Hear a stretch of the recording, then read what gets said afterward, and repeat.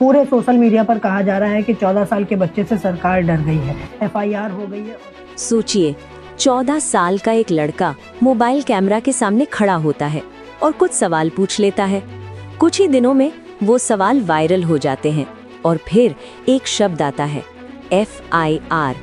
तो सवाल ये है, क्या ये सिर्फ एक आवाज थी या फिर कानून की सीमा पार हो चुकी थी? नमस्कार, आप देख रहे हैं नोवा न्यूज 362। यहाँ हम किसी का पक्ष नहीं लेते, बल्कि तथ्यों और कानून के आधार पर सच्चाई आपके सामने रखते हैं। अगर आप भी शोर नहीं, सच जानना चाहते हैं तो नोवा न्यूज 362 को अभी सब्सक्राइब कीजिए। अश्वमीत गौतम, या जिसे लोग अश्वमीत गौतम के नाम से जानते हैं, उत्तर प्रदेश के लखनऊ शहर से आने वाला एक 14 साल का टीनेजर। ना कोई पॉलिटिकल पार्टी का पद, ना कोई टीवी डिबेट का पैनलिस्ट, बस एक मोबाइल फोन और सोशल मीडिया। इंस्टाग्राम पर हजारों नहीं, लाखों फॉलोअर्स। उसके वीडियोस में कोई गाली गलौच नहीं, कोई हथियार नहीं, कोई सड़क पर हंगामा नहीं। वो बस बोलता है महंगाई पर, बेरोजगारी पर, सिस्टम पर और उन सवालों पर जो आम लोग अक्सर मन में रख लेते हैं।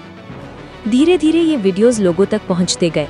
कुछ लोग बोले, ये लड़का सच बोल रहा है। कुछ ने कहा, इस उम्र में ये सब बोलना ठीक नहीं। और यहीं से कहानी ने मोड़ लिया। सोशल मीडिया का एक रूल है, जब तक आप नोटिस नहीं होते, आप इनविजिबल होते हो, और जब नोटिस हो जाते हो तो हर कोई देखने लगता है। अश्वमीत के कुछ वीडियोस तेजी से वायरल हुए। व्यूज बढ़े, शेयर्स बढ़े, कमेंट्स का फ्लड आ गया। सपोर्ट भी था, बोलने दो, ये डेमोक्रेसी है। ऑपोजिशन भी था, बच्चा है, इन्फ्लुएंस हो रहा है। मीडिया पोर्टल्स ने हेडलाइंस चलाईं, teen influencer questions the system, minor alleges political questions. और जब मीडिया आ जाता है तो सिस्टम भी अलर्ट हो जाता है। फिर आता है वो मोमेंट जहां से सब कुछ बदल जाता है। न्यूज़ आती है, अश्वमीत गौतम के खिलाफ FIR दर्ज। यहीं पर सबसे ज्यादा कंफ्यूजन शुरू होता है। लोग पूछते हैं, FIR क्यों हुई? क्या बोला गया था? क्या सिर्फ बोलना जुर्म है? यहाँ एक बात क्लियर करना जरूरी है, FIR कोई पनिशमेंट नहीं होती। FIR का मतलब होता है इन्वेस्टिगेशन शुरू। लेकिन जब FIR का शब्द एक 14 साल के लड़के के साथ जुड़ता है तो इमोशनल रिएक्शन आना नेचुरल है। सपोर्टर्स कहते हैं ये फ्री स्पीच पर अटैक है, क्रिटिक्स कहते हैं कानून अपना काम कर रहा है। सच इन दोनों के बीच कहीं होता है। यहाँ एक इम्पॉर्टेंट एंगल आता है। अश्वमीत एक माइनर है। इंडियन लॉ में माइनर के लिए अलग प्रोटेक्शन होती है, अलग प्रोसीजर होता है। पुलिस डायरेक्ट हार्श एक्शन नहीं लेती। जुवेनाइल जस्टिस एक्ट अप्लाई होता है, रिहेबिलिटेशन और काउंसलिंग पर फोकस होता है। पर एक सवाल फिर भी बचता है, क्या सोशल मीडिया पर पॉलिटिकल ओपिनियन देना एक माइनर के लिए प्रॉब्लम बन सकता है? इसका कोई सीधा आंसर नहीं है, क्योंकि एक तरफ है फ्रीडम ऑफ एक्सप्रेशन और दूसरी तरफ है लॉ एंड पब्लिक ऑर्डर। और जब दोनों टकराते हैं तो केस बनता है।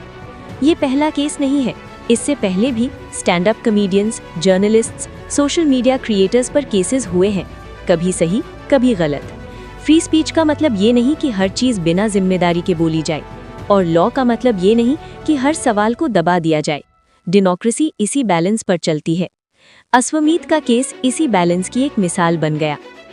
एक और सच जो हम इग्नोर नहीं कर सकते, सोशल मीडिया किसी का दोस्त नहीं होता।